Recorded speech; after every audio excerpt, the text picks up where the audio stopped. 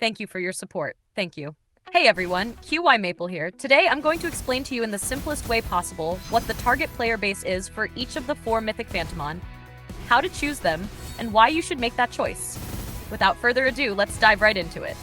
Nyxarchon is currently the only one among the 4 mythic Fantomon whose skills are entirely focused on offense. Because it scales off the player's own attack stat, it can deal significantly higher damage in the hands of DPS classes. Nyxarchon excels in both PvP and PvE, making it undeniably the strongest and most versatile early-game Fantomon, bar none. Aegis Wing's healing capability allows players to instantly extend their battle duration when facing enemies much stronger than themselves. It is highly popular in dungeons during the early game because its passive rewind capability resets every time you enter a new battle. Due to Nyxarchon being overwhelmingly powerful early on, Aegis Wing won't show a clear advantage until Season 2, especially in PvP. Next up are Pandarial and Prismalthea.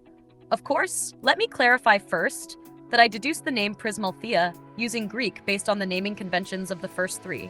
Until the official name is released, I will still refer to her as Fox. Pandarial's main function is reducing cooldowns by 1 turn at the start of battle and providing a DMG boost.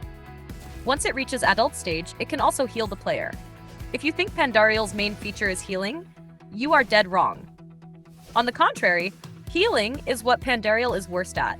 Its true power lies in reducing cooldowns by 1 turn. I know you guys probably don't believe me, so let's just look directly at the ranking. This is the ranking after 16 servers merged.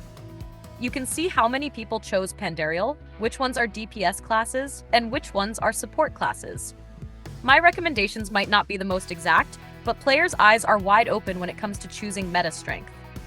Fox's main role lies in cleansing, making it the top choice for many high-power knights with lower speed, as it prevents them from being taunted when the opponent moves first and rendering them unable to cast skills. It is also the choice for some sages in dungeons. As usual, before we go any further, I highly recommend joining the Sword and Staff Guide community. Currently, we have the most comprehensive English strategies and guides on the entire internet, the most complete across the web and ahead of the live patch version, bar none. If you want to stay ahead of other players in game theory, avoid making mistakes, and get significantly stronger while spending less than others, then this is the place to be. Because QY Maple has been creating sword and staff content since July 2025, and I have already organized all future information ahead of time for you in Discord. Now back to the topic. Why is this the case? You guys might notice that the ranking here looks different from what you had in mind.